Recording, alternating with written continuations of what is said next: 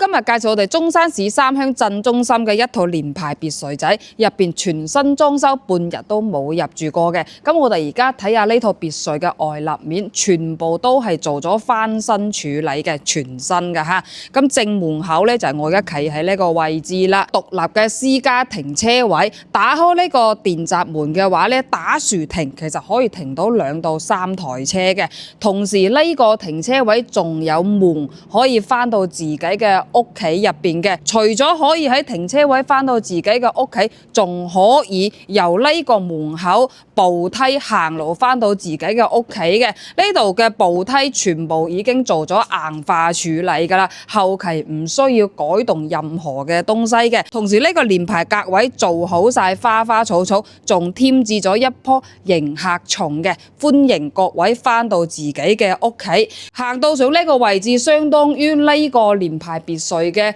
正門口前陽台咁樣啦，後期可以放啲花花草草，就會顯得呢個別墅就更加別致嘅感覺啦。翻到休息區欣賞一下來龍情況，正門口係做咗一個雙門打開嘅鋼夾防火門，已經係做好晒智能密碼鎖，仲有人面影像功能嘅。左邊呢個位置係做咗 U 字形嘅入門玄關位，後期可以放下你哋中意嘅裝飾品啊，或者一家幾口嘅雜物，仲有鞋襪都可以放喺呢個位置㗎。咁行到入呢邊呢，係乾濕分離嘅儀容儀表洗手間啦。每日出門口可以通過呢個洗手間重新再執下自己嘅儀容儀表，其實呢個空間係發揮到好到位嘅。成個餐廳客廳係做咗一個錯層式嘅設計，好少有連排別墅原列抌本做電梯嘅。呢個連排別墅仔已經係將電梯做到位㗎啦，清風系統、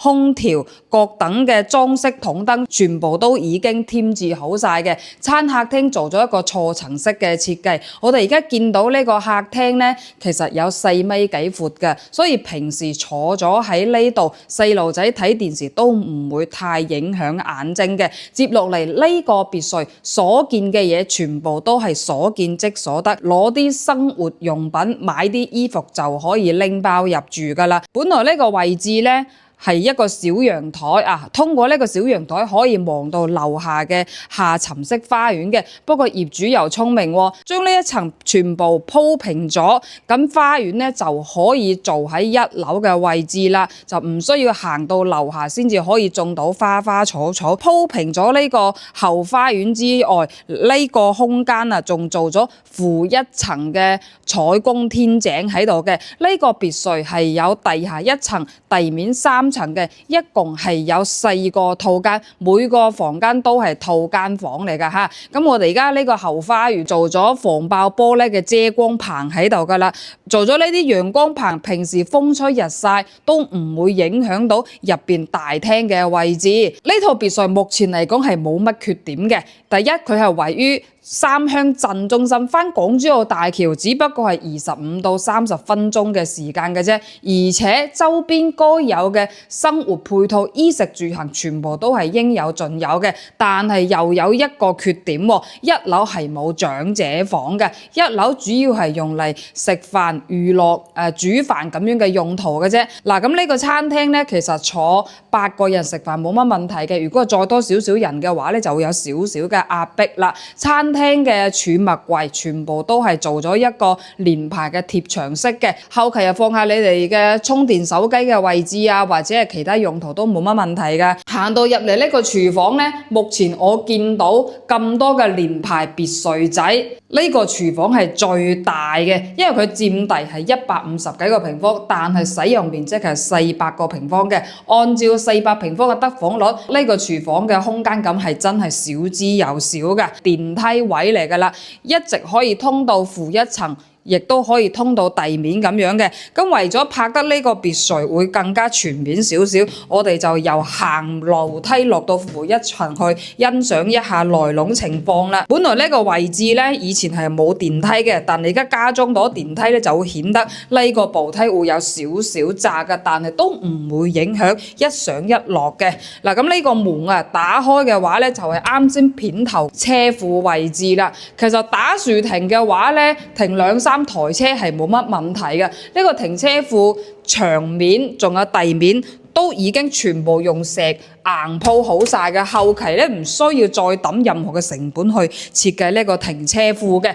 咁負一層咧都係冇乜房間，主要係做一個娛樂嘅作用啦，都係做咗一個錯層式嘅設計嘅。咁呢個位置咧後期可以做一個 KTV 房啊，或者係加裝一個好大嘅電視俾啲細路仔睇下電視，各等嘅娛樂用途都冇問題嘅喎。行到呢個空間咧，以前係下沉式嘅花園嚟嘅，由於業主就別出心裁，將上邊通鋪咗，就做咗一個秘密嘅空間啦。咁呢個秘密空間咧，後期就可以親戚朋友閨蜜各等啊喺呢度打下麻雀啊，或者係打造另外一個新嘅 KTV 房啊，各等都 OK 嘅。至於後期做啲乜嘢用途嘅話咧，就睇下新業主如何去處理啦。呢個咧係二手別墅嚟嘅，但係全部都係新裝修，啱啱完工，半日都冇入住過嘅喎。相對於400萬出頭嘅別墅嚟講咧，其實呢套別墅嘅用材用料係非常之唔錯嘅。我行到入嚟係聞唔到啲乜嘢甲醛味嘅。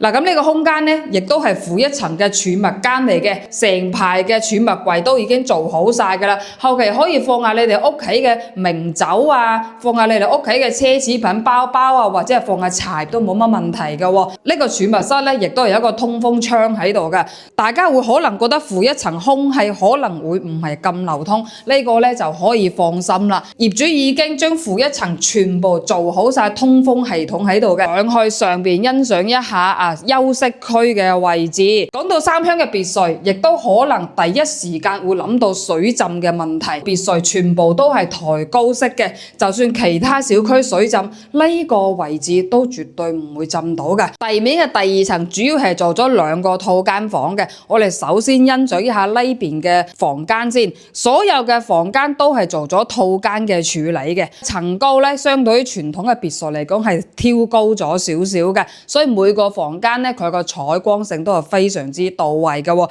咁我哋而家見到啦，其實呢張床咧都已經係有1.8米咁大嘅啦。如果後期仲覺得唔夠大嘅話咧，仲可以換一張更加大都 OK 嘅。但係我個人覺得咧就冇乜咁樣嘅必要咯。咁呢個房間出邊咧做一個好闊綽嘅陽台。咁呢個房間咧都係可以望到樓下嘅園林環境啦，或者係望下附近鄰居嘅別墅咁樣嘅景觀。再行過嚟睇下呢個房間嘅乾濕分離洗手間，按照得房400平方嘅別墅嚟講咧，好少有洗手間可以做到咁闊綽嘅，2米幾長嘅闊度嘅嚇，而且入邊咧所有嘅儀容儀表台、乾濕分離間全部都係做好晒。睇下第2個房間都係套間嘅設計，同樣係放咗一張1.8米咁大嘅大床喺度嘅，成排長嘅貼牆衣櫃，同時都係有一個獨立嘅私家陽台，相對於啱先嘅房間嚟講係有少少特別，佢喺一個暗位處。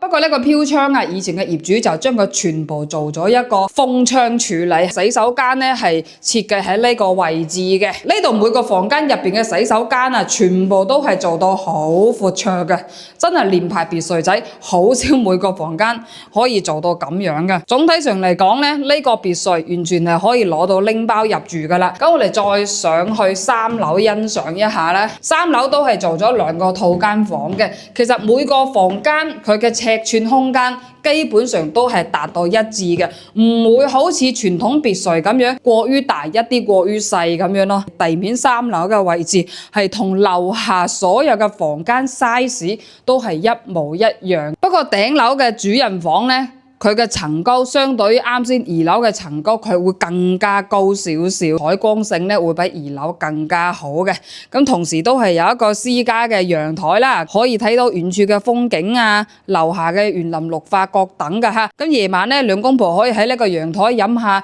夜酒啊，飲下夜茶啊，或者係晾下自己嘅衣服。咁其實主人房呢個洗手間咧，佢個空間係同下邊一模一樣，後期可以俾你打造多一個浴缸。咁我哋而家見到啦乾濕分離區、儀容儀表區全部都係做到位嘅。再過嚟咧就睇下呢個別墅頂樓最後一個房間啦，都係做咗套間處理嘅，1.8米嘅大床啦，連排式嘅採光窗啦，貼牆嘅大型衣櫃乾濕分離嘅洗手間，全部都係到位嘅。成套連排別墅仔我哋就介紹到差唔多啦。如果有我冇講到，同時你哋又想深入了解嘅話咧，咁你哋可以留言或者 WhatsApp 我，會將呢套別墅嘅深入資料一對一咁樣去鋪俾你哋睇嘅。總體上嚟講咧，呢個別墅係有地下一層，地面係有3層嘅，一共係有4個套間房，每個房間都係有乾濕分離嘅洗手間，私家獨享嘅陽台，有前庭，亦都係有後院。咁地下室仲有1樓咧係冇長者房，亦都冇其他房間嘅。另外嗰2層咧主要係休息瞓覺嘅作用嘅。咁我哋而家見到呢套別墅入邊嘅裝修咧係屬於而家我哋國內比較流行嘅現代輕奢風，同時我哋都見到大部分嘅家私家電其實基本上都係齊全噶啦。後期買個冰箱或者買啲衣服鞋襪就可以拎包入住嘅咧。咁呢個別墅使用面積咧就大概400方左右啦，都係個400萬出頭，可以辦理按揭嘅，首付1.5成，其他嗰啲全部辦理按揭就 OK 噶啦。由呢度家門口開車去到港珠澳大橋，只不過係25到30分鐘嘅距離嘅啫。相對於平時比較中意揸車嘅朋友們嚟講咧，都叫做一腳油門嘅事情，係好近嘅嚇。咁如果唔想揸車返到香港嘅話可以喺呢度附近嘅雅居樂車站嗰度有粵港通巴士可以專車接送到香港太子荃灣或者其他地方都係冇問題嘅。鎮中心嘅位置，所以出邊好多嘅臨街商鋪全部都已經係營業晒嘅。咁有我哋平時嘅生鮮超市啦，仲有三鄉好多特色嘅餐飲店啦、咖啡室啦，或者係生活嘅超市，全部都係應有盡有嘅。咁其他方面廢話咧，我就唔講咁多啦。如果有興趣喺大灣區置業一套400萬出頭嘅別墅，全新裝修又冇入住又比較追求品質嘅朋友們咧，就隨時可以同我攞資料嘅。大大小小嘅別墅，我哋都係做咗好多嘅資料㗎。你哋可以後台 WhatsApp 我，將你哋對別墅嘅需求意向話俾我聽，我就可以根據你哋嘅需求鋪一啲相關嘅資料俾你哋睇嘅。